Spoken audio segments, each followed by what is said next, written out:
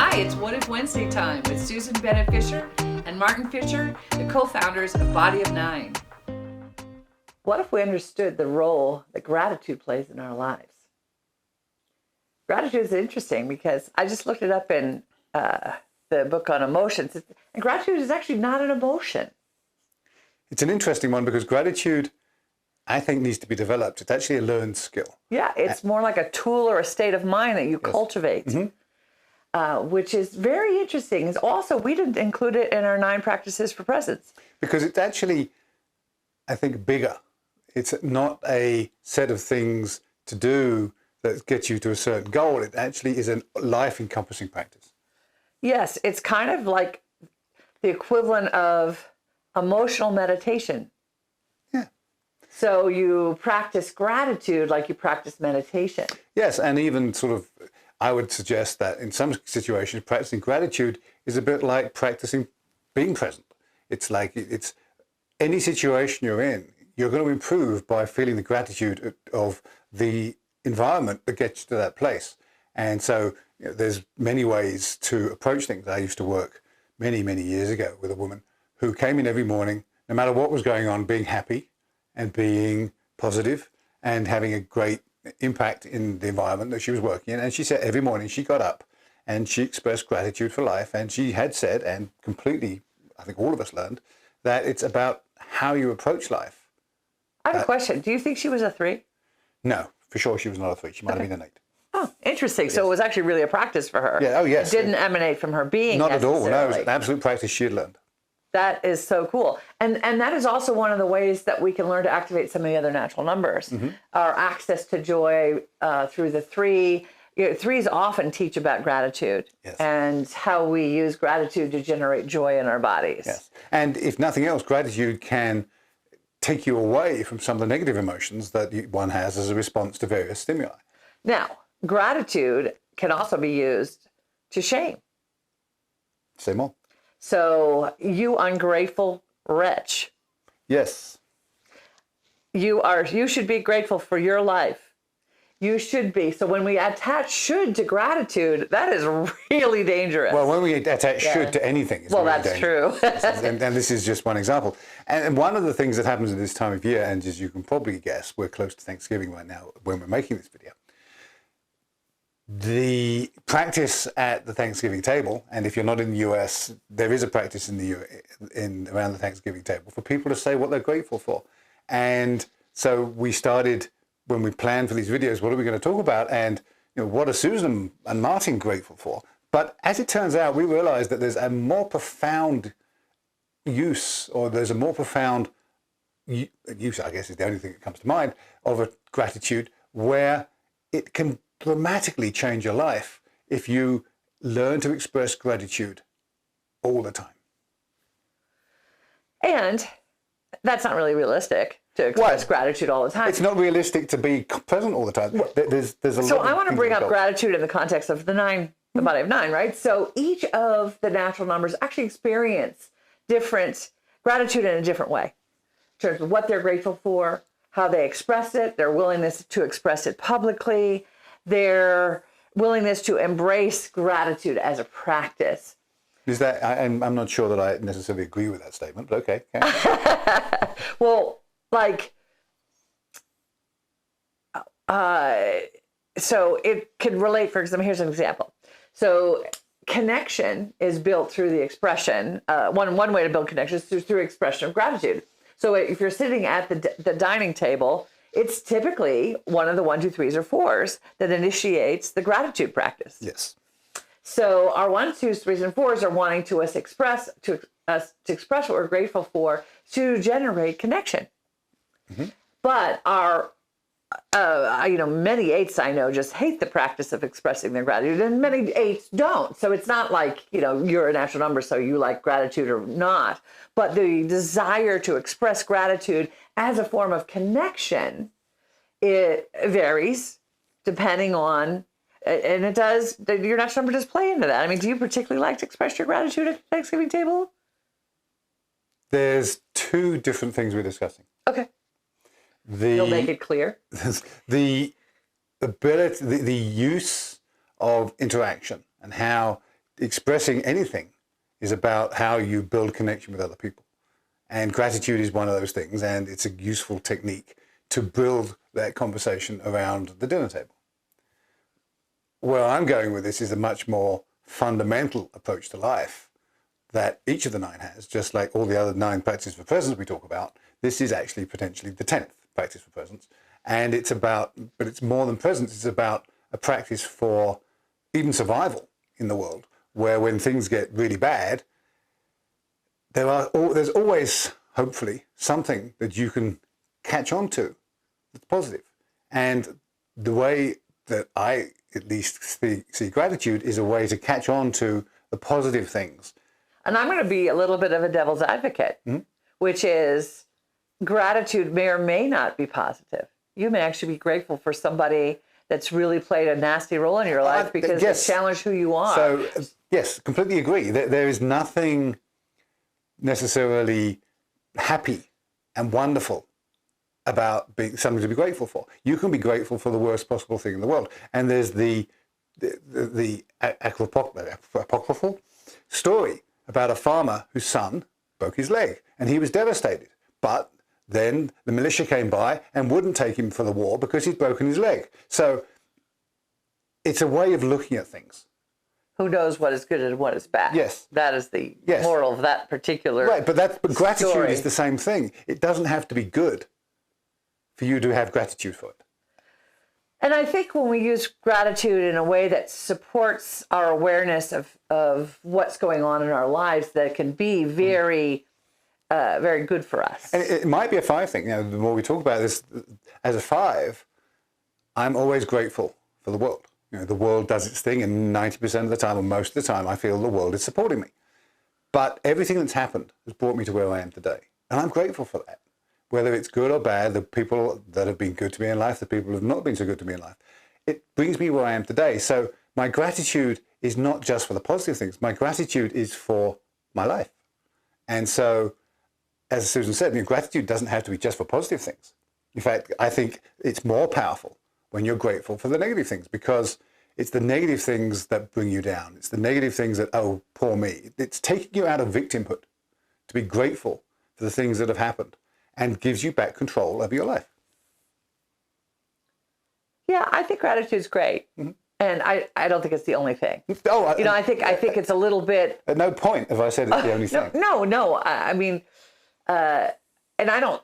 I mean, some people make it a daily practice. And I think when you're depressed, it's actually really good to make it a daily practice. And maybe it's more built into me, so I don't think about it. I don't know. It's an interesting thing. I mean... do I enjoy gratitude? I don't necessarily enjoy gratitude. Now, are you talking about expressing gratitude? Or are you talking about taking what's happened to you in the life and internalizing it as not being bad? Or as not being something that you reject? Well, okay, so maybe this is my own stuff around gratitude. Yes, maybe. And this is always really important. So activating your observer while you're having a conversation about something that I thought this would be positive, but I'm not completely sure that I feel positive about gratitude. To me, in some level, it's felt a little bit like a burden at times. Like, oh, you should be grateful. Ah. Yeah. So people have said to me I should be grateful, but so what? It's the question of how do I internalize? And, Susan's had some shitty things happen in her life. We all have had shitty things, and Susan, I suspect, more than many. To me, gratitude is not saying, I'm happy that happened. Actually, I take that back. Gratitude is about saying, I'm happy that happened because it got me where I am today. I didn't enjoy it. You don't have to enjoy where you get there. No, gratitude is not about happiness. No, not well. So gratitude doesn't make me happy. No, it's not meant to. Right. It's meant to make you not feel the victim. It's about taking control. Being grateful for something takes control of it. Let me try that. Because I want to try that out in my body to see how that works for me. Because, so what am I grateful for? I know I'm doing the Thrive program. I'm actually grateful for the Thrive program. Thank guys at Thrive. But one of the first question in our daily routine is, what are we grateful for? And sometimes I find it hard to come up with something new every day because it is part of that practice. And so then it becomes like, well, I'm grateful for things I'm grateful for. And why do I have to find more things I'm grateful for? Well, so let's give a practical example, right? Yesterday we had a somewhat tumultuous day at home because there was a chance that we were going to buy a new house. And we went through the entire process, and then I realized that we didn't want to do it. Everyone was very supportive. We moved on. It wasn't a wonderful experience, but I'm really grateful for a number of parts of that experience. It wasn't fun, but I'm grateful for it because it helped me grow, it helped the family get stronger together, helped us realize what a wonderful place we're living in. And so, to me, everything that happens, you can look at the parts of it and say, I didn't like that, but it helped me learn. And I'm grateful for the fact that everybody pitched in and cleaned up the house. Yeah.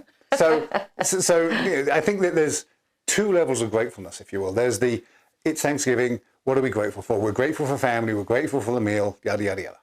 But at the same time, as a 5 at least, and it may just be a 5 thing, but I don't think so. Everything that happens to us shapes us. And you can either say, shh, I'm a victim, and I wish that hadn't happened. Nobody is going to say, I don't wish that happened. But everything we do is part of the experience of living. And you can look at it many ways. And if you talk to the children, you go to somewhere that, children's hospital.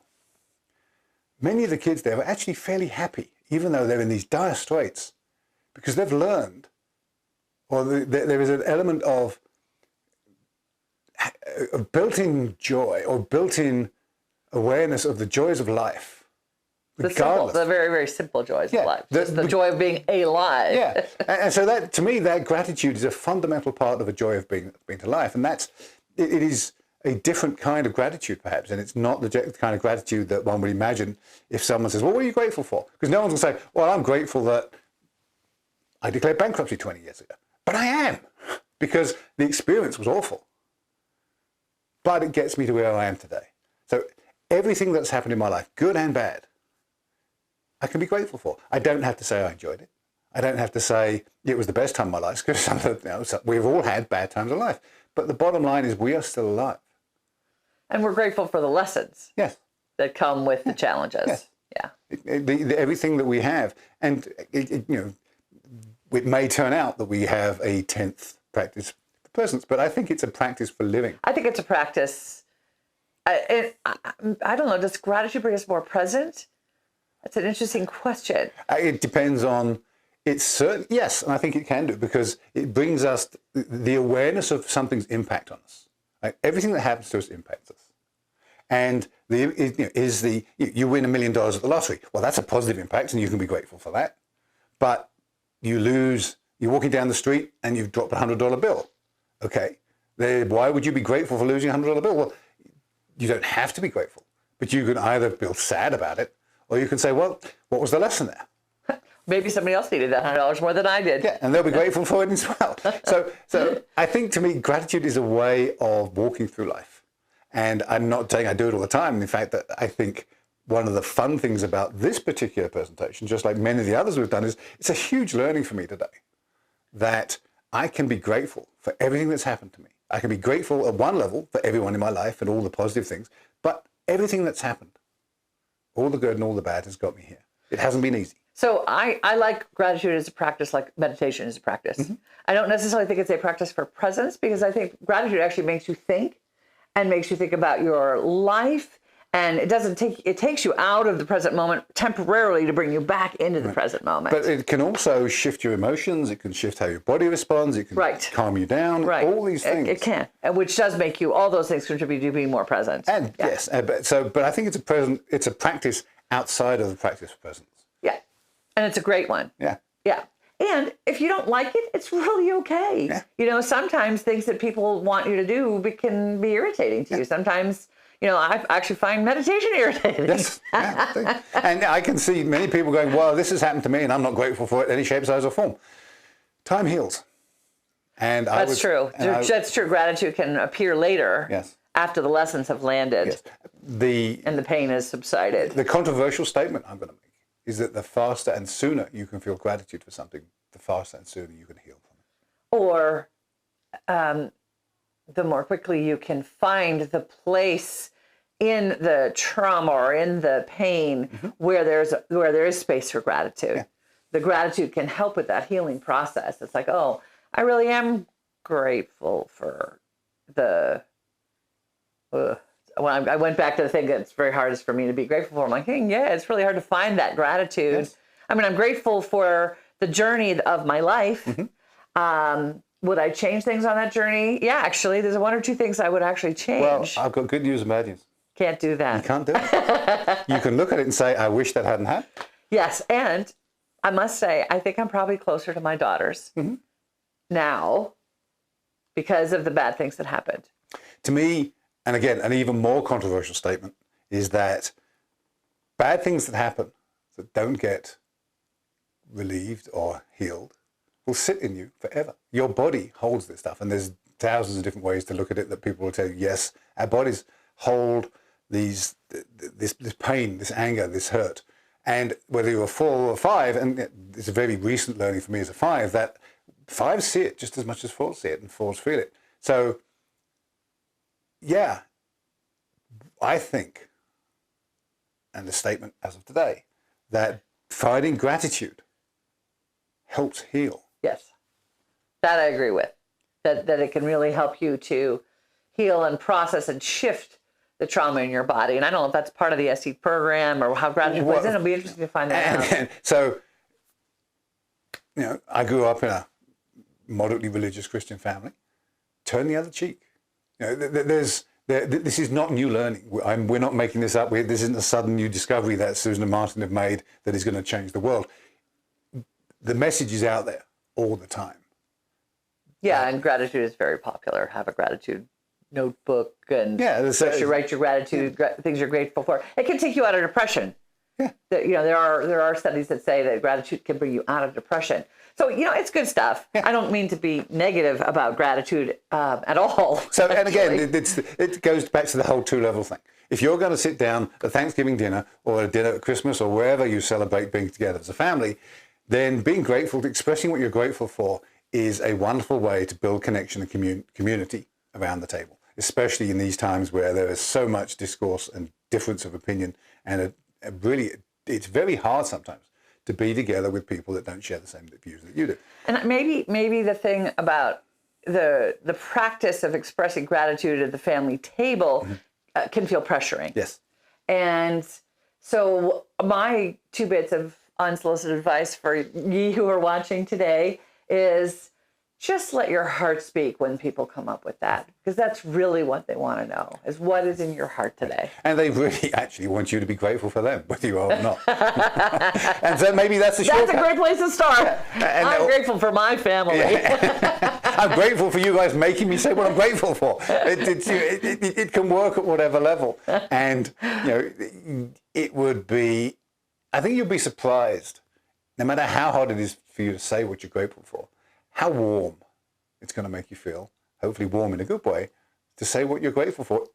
Because you're sitting around with a family, and even if you don't get on with half the family, even if you're really embarrassed about saying what it is you're going to say, you're building that relationship with your family.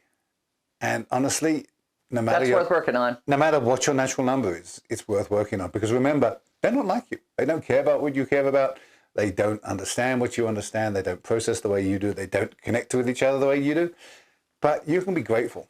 And one of the practices for presence that you can bring in is curiosity and wonder and awe. Yeah.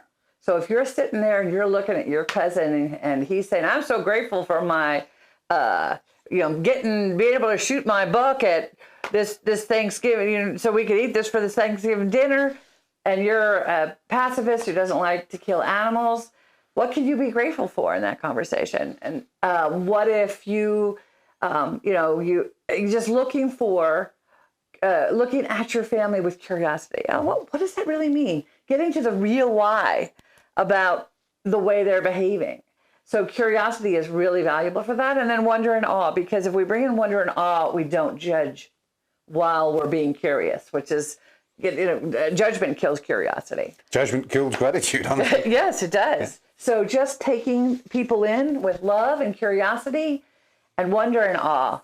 I just think you're amazing. Thank you. So do you. You actually, today you did a beautiful job, because I was feeling like kind of grouchy about the topic, but you kept pulling it back to the point. Thank you for that today, You're because I welcome. was a little off, like wondering what the point was. And boy, Well, did he do well today? Thank you, I'm so everybody. grateful for you. I'm grateful for you too. I'm grateful for all of you. I'm Yes. grateful for our lives. I'm grateful for the discoveries that we're working on and how we can help the world. Yeah.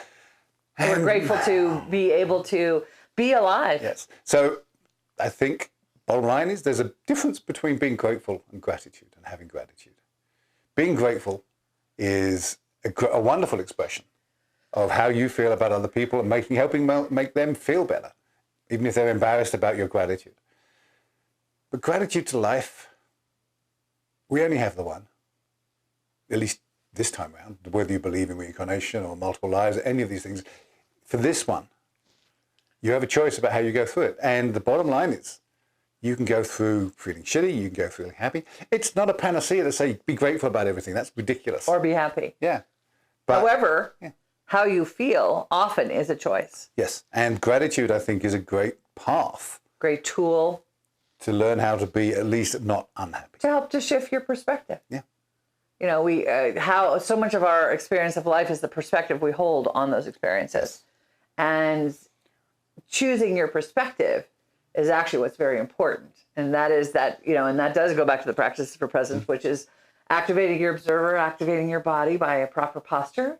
If you're having a hard time this Thanksgiving, just remember the collapse and then lift and a deep breath. And I think you need to get as your observer to be able to be grateful. It's going to be hard to express that gratitude without the observer being involved, because otherwise you're just down in the mire. Yes. And your heart. And maybe when our observer is active. Oh, that gives me active. chills, that heart-observer connection. Yes. Isn't that powerful, the heart-observer connection? Yeah. So the observer activates access to the heart, so the heart can be expressed. And the heart has to be grateful for being alive, because the alternative to being alive, We don't know what that is. we don't know what that is, but there's not a lot you can do about it there. Here. Right. So happy Thanksgiving. Love the people in your lives. Love yourself. Yes. And tell us how you experimented with gratitude and being grateful this holiday, even though that may piss you off. Thanks for listening. Bye for now.